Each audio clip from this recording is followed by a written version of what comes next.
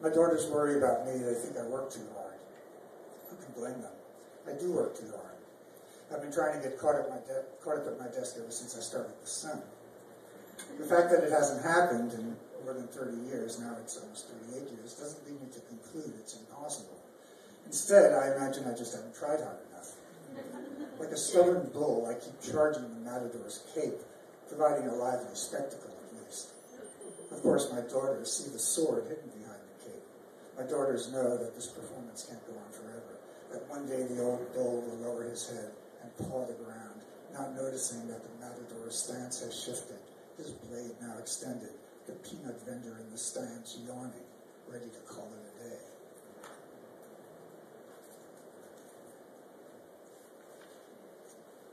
As we lay in bed this morning, Norma asked what I was going to do today. Save the world, I replied in a deadpan voice. Did you say save, she asked, or savor? I laughed. Try savor, she said.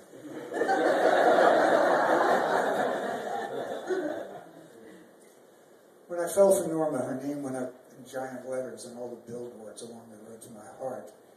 I'd get up before dawn to write, then come back to bed a couple of hours later, a wake-up call she couldn't ignore. In the middle of the day, we'd meet at home, for lunch ostensibly, though we rarely left time to eat. In the evening, we made love before dinner, or after dinner, or sometimes during dinner. Our bodies promising each other what bodies can never quite deliver, but we tried. Last night, my mind wandered. It wasn't Norma I was embracing, but the woman she was 20 years ago.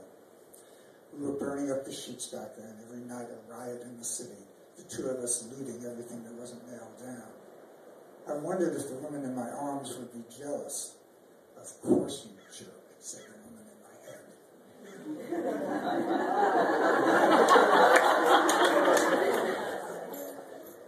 I'm grumpy because Norma had dinner last night with another man.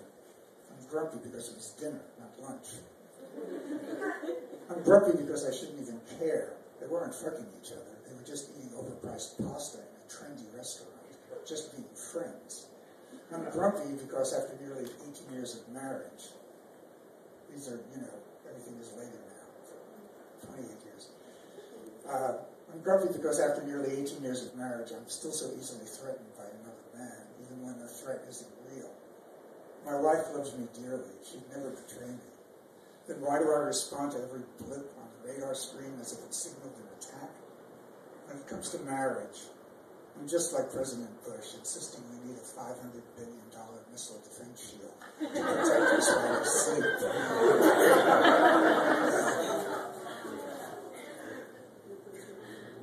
I don't want to read the words of Jesus today. I don't want to read the words of Buddha. Words didn't help last night when Norma told me how sad she was. I said all the right words. I know I did. Look at all my brave little soldiers, banners flying, rushing to the rescue, marching right off a cliff. I waved the flag of surrender. Not white enough, she said.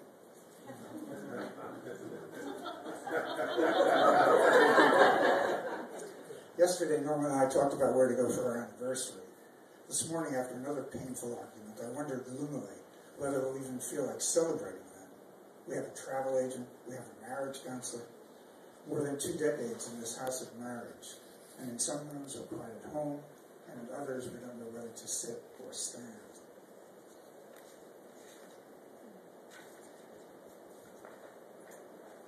Norma and I walk along the shore holding hands.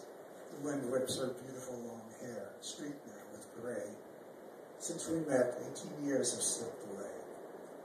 Time, a punchline to God's favorite joke, one we never really get, though we smile politely and pretend to understand.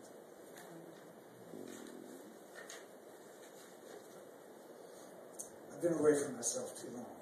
Now it's hard to find the door. And when I find the door, it's locked. And when I knock, a hoarse voice answers. I ask him to let me in. He wants to know why I left. In that hotel room 3,000 miles from home, was I closer to the living God? Or was it God, too, I wanted a vacation from?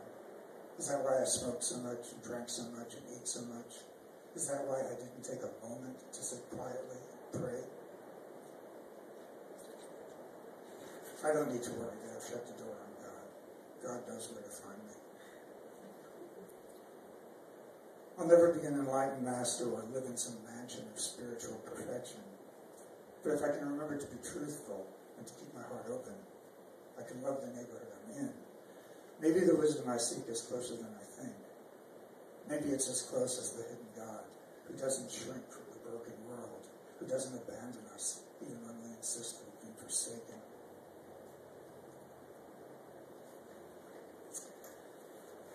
I dreamt that instead of worshiping one God, I was free to worship as many gods as I wanted. But I wasn't satisfied with the new gods I chose. I missed my old God, his self-assurance and occasional flashes of temper.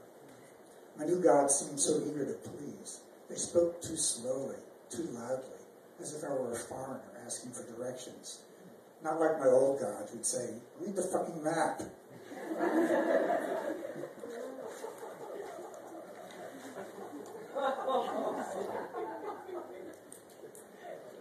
Maybe I'd be more optimistic about human nature if I hadn't been born the same month Anne Frank died of typhus in a Nazi concentration camp.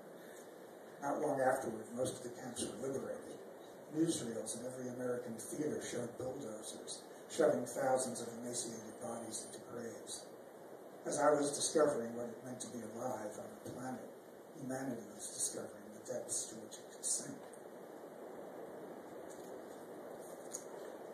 I don't pray to a sanitized God, an airbrushed God, the God of the silver screen.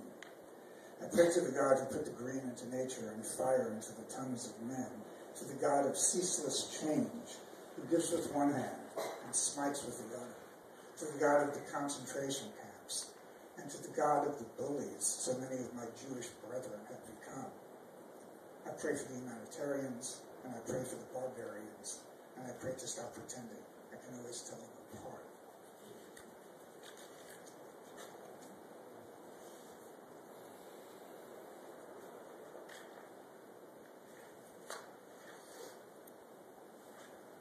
After making love with Norma last night, I lay beside her, aware that my desire, so intently focused on her just minutes earlier, was now calling me downstairs for something to eat. Oh, this animal body, insatiable in its needs. Fuck me, it says. Feed me. Or, for change of pace, feed me. Fuck me. My appetites for both sex and food can seem insatiable, but I might as well complain that my appetite for breathing is insatiable. Is it shameful I'm such a hungry man? Last night I told Norma I didn't want to make love, and then dreamt that I was chasing her all around Paris, unable to get my hands off her, begging her to come back to our hotel room. She had places to go, she said, things to do. I too had places to go, I told her, and all the streets were named Norma, and they all led back to her. Later, I tried to undo the tiny buttons on the stylish new dress she bought. 10 buttons, 20 buttons, button after button from her neck to her ankles. How many buttons were there, I wondered? She laughed as I undid 30 more.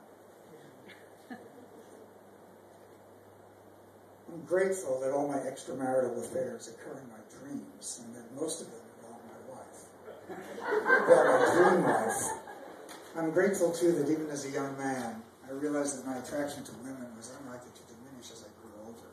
In other words, that calling a man of 63 a dirty old man is no less a slander than calling a young man dirty, because he'd rather spend Sunday afternoon reading poetry to his half-naked lover than watching football or figuring out how to get rich.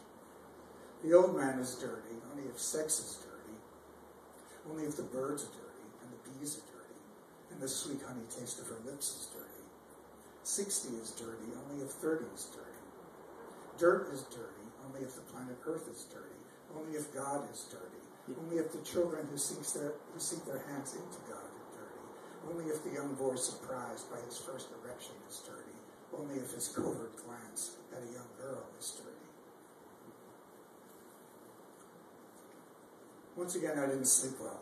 The room was too cold. My wife was too warm, and the room was too cold. Norma is having hot flashes, which means she insists on blasting the air conditioner all night. So every morning I wake up freezing. I wonder if I should sleep downstairs on the sofa. I wonder if I should go to the motel. But I won't leave them on the side, even though there are icicles in my beard. I won't desert my wife, even though she's single-handedly bringing on another ice age in North America. There's a huge white bear pawing at our window. Because I love my wife, I will kill the bear. I will wear its fur. I will be called he who killed the bear for the love of a perimenopausal woman.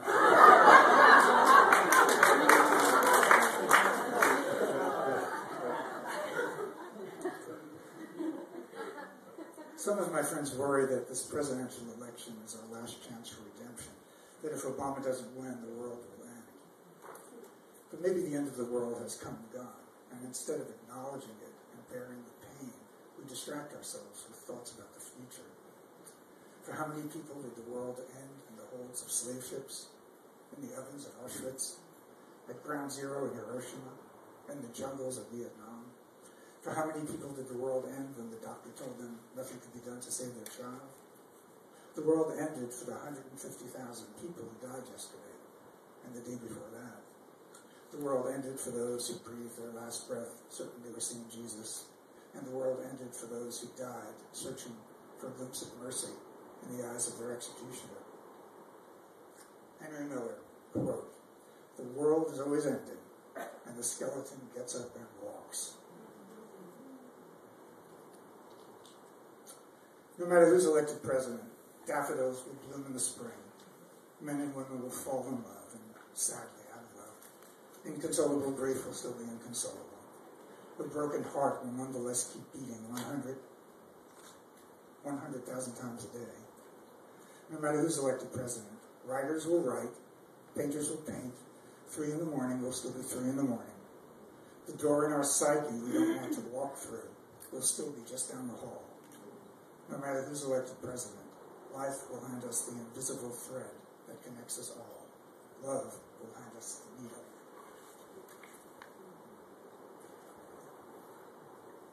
Admittedly, humans aren't doing so well. But put any other mammal behind the wheel of a shiny new Cadillac, 440 horses under the hood, and see if it does any better. Would a chimpanzee willingly relinquish the keys just because he'd been forced to sit through a PowerPoint presentation on global warming by Al Gore? So let's show a little compassion for our not-so-evolved species. I mean, how many millennia did it take Homo sapiens to harness fire, or plant crops, or invent the wheel? The Industrial Revolution didn't begin until the 18th century. Is it any surprise that it's taking us a while to clean up the mess? How long does it take any of us to learn from our bad decisions and failed relationships and lousy habits we can't seem to break? Yes, the planet is getting hotter. But even if we were crowded together on a slow boat to hell, wouldn't we want to extend some mercy to our fellow passengers?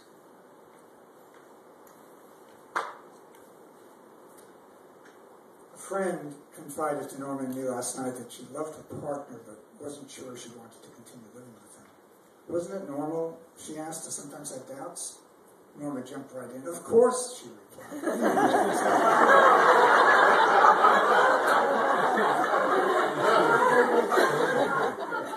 Everyone, I thought.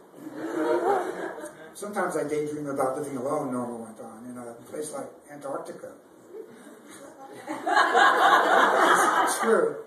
Antarctica, my adoring wife fantasizes about a life within me in the coldest place on earth.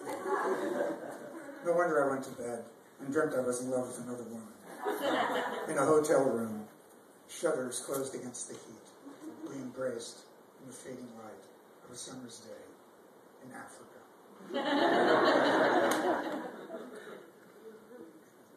In bed this morning, Norma seemed more interested in petting our cat Zooey than in hugging me. So I felt hurt. This was even before he vomited on the manuscript. So I felt hurt and resentful and made a racket in the kitchen when I knew she was meditating upstairs. How little it takes to start a war.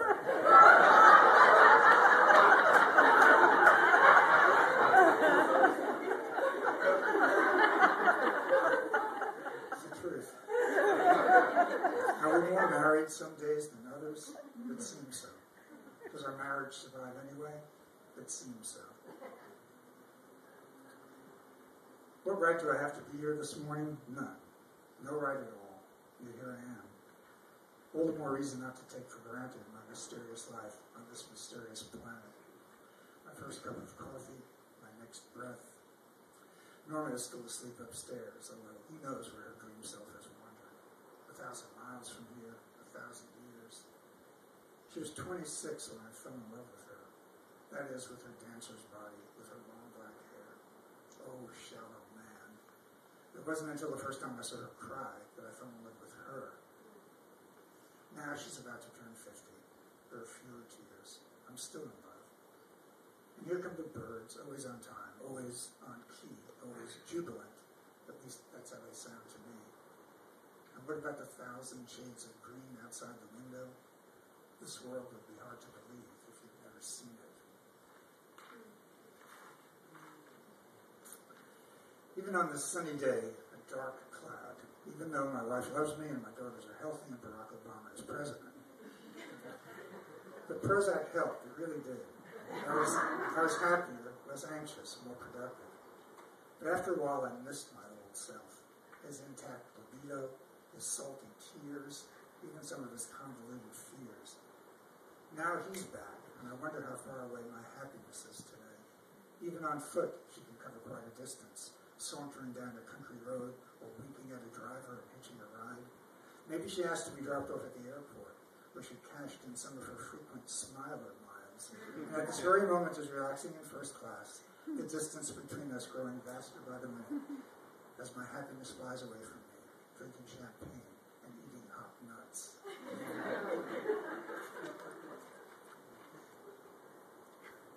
I dreamt that a beautiful stranger had fallen in love with me.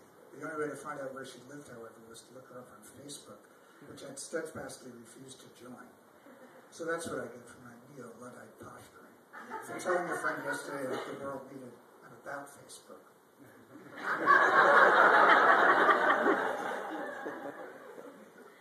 Who I am is who I am. Whether I confuse myself for a saint one minute or a sinner the next. Whether I'm rigorously faithful to my wife by day or a serial adulterer in my dreams. Whether my charitable donations are deemed sufficient by a well-fed jury of my peers or judged a capital offense by the hungry mob at the door. Ramdas says that when you're walking down the street and you're hungry, all you see are restaurants. When you're horny, all you see are attractive strangers. When you're looking for God, all you see is God. To want nothing but God, what would that be like? Getting on an airplane, nervous about flying. What would it be like to want only God? On the longest, dreariest night of the year, when I'm melancholy and restless, what would it be like to want only God? What would it be like to give up the foolish dream that living a more spiritual life is going to save me, like a wise investment in the stock market, to see it all come crashing and still want only God?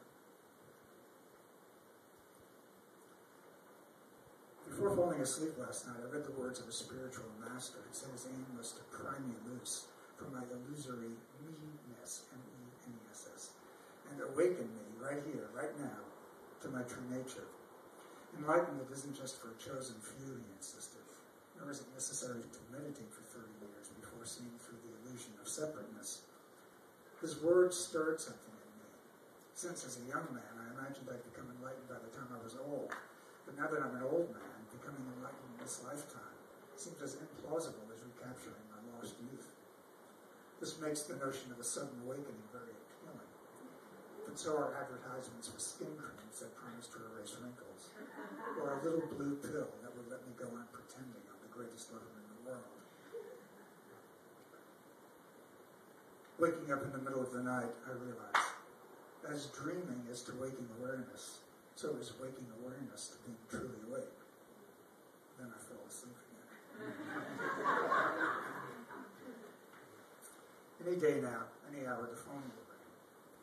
I'll get the news that I'm the grandfather of an infinitely wise and beautifully proportioned baby girl, fully equipped to wiggle her 10 fingers and 10 toes, to nurse at her mother's breast, and, before she's 20, to discover how to turn daydreams into reality without the use of fossil fuels, and before she's 30, to use moonlight to cure migraine headaches and broken hearts, and before she's 40, to run for president. Win or lose, honey, I'll love you just the same. When my daughter Mara first placed Catherine in my arms, I felt some trepidation. The last time I'd held a newborn was when Mara's sister Sarah was born. Saturday Night Fever was playing in movie theaters. Gas cost 63 cents a gallon, and Jimmy Carter was president. Catherine was half asleep, here and not here, a tender sheet still drenched in mystery, an utterly unself-conscious, exquisitely vulnerable being who wasn't afraid and wasn't ashamed and wasn't trying to impress anyone. Everyone who's seen her says she's beautiful, which is true. But to my mind, most newborns look pretty much alike, with their puffy eyes and wrinkled skin and oddly shaped skulls. The inevitable consequence of being curled up for months in a tiny compartment and pushed out the door when the swaying, lumbering train finally arrives at the station. So when we say a newborn is beautiful, maybe we're really describing how beautiful we feel in that infant's presence. When we're face to face with the unfathomable miracle of the human incarnation, our hearts open, and what's more beautiful than that? Catherine carries 1/4 of my genetic heritage. Which quarter? Who cares? Maybe I'm missing something, but I've never been concerned with how many of my genes are passed from one generation to the next, as if my DNA were an Olympic torch to be kept aloft as it's handed from runner to runner. Isn't Catherine's genetic heritage the same as that of the whole human race? Not just my genes, but our genes? Why cultivate an attachment to how much of me is wrapped around a little spiral helix? Why look for signs of sigh in Catherine as she grows up? Will that make her even more special in my eyes? More worthy of my love?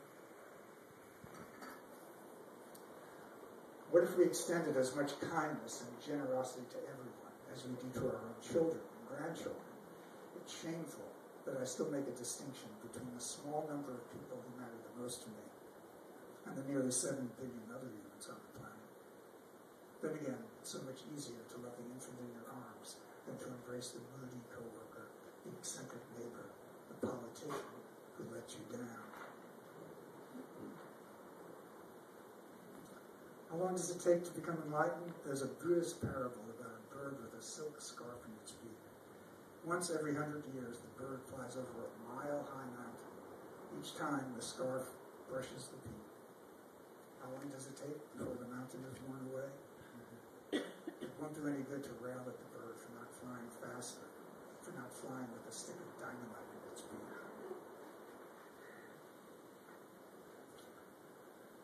I left my story in a barn so someone else could keep milking it. I left my story in the fitting room. It didn't fit me anymore. I left my story at the hospital because it wouldn't stop bleeding. I left my story at the rest stop. It needed a rest. I left my story at the body shop because it always wanted a different one.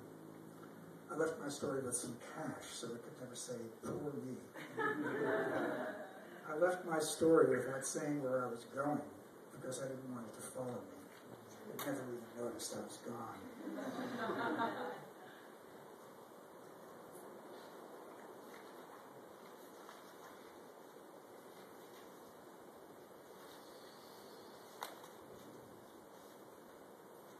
30 years ago, if I felt tired in the afternoon, I blamed it on working too hard and not sleeping enough. These days, I chalk it up to being old. Is this ageism? I'm not sure. The truth is that I have slowed down. I no longer run every morning. I do fewer push-ups and sit-ups. My sister Elise recently had knee replacement surgery. It's not hard to foresee a time when we'll both walk, not run, to the nearest exit. Was this predictable? Of course. Did I expect that it would happen to me? Of course not. No complaining that I wasn't consulted when they wrote the laws of impermanence. No complaining that actual mileage varies from decade to decade, no matter how many vitamins I take. No complaining that death comes for us all, even if we never hurt a fly, even if we follow the commandments, even if we run 5 miles, not 3 miles, score the winning touchdown, single-handedly save the world. No complaining that death is unimpressed.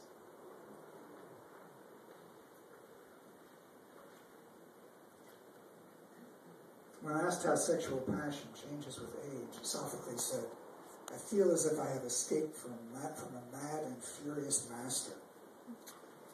At 64, I know what he means, but there are plenty of nights when I miss the old jailkeeper and wouldn't mind being locked up again. Maybe in the cell where Norma and I used to make love from dusk to dawn, or where we made love a few times a day, not a few times a week. Still, I try not to take it personally that I've lived this long. So I kiss Norma's neck and brush a lock of hair from her face. I kiss her eyes. My hands have been everywhere, and they go there again. And I praise the fire that burns in winter, and the heat that rises, and the plume of sparks. And I praise the gods of the marriage bed, the cat that still meows, the dog that still barks. I used to think I was a great lover. Now I understand. The greatness is in the love, not the man.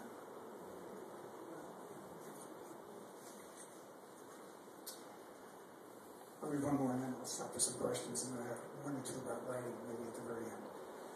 I'll start with gratitude. You can never go wrong with thank you. Since I woke up with a headache, I can be thankful I have a head. I can be thankful my head is where it belongs, that I'm a man with a head on his shoulders and not up in the clouds. Does my head hurt because I stayed up late last night drinking wine and smoking marijuana with an old friend? Thank you for the vineyards. Thank you for the seedlings, and thank you for the buds. When I got home, Norma was sleeping. Thank you for the moonlight on her long dark hair. Thank you.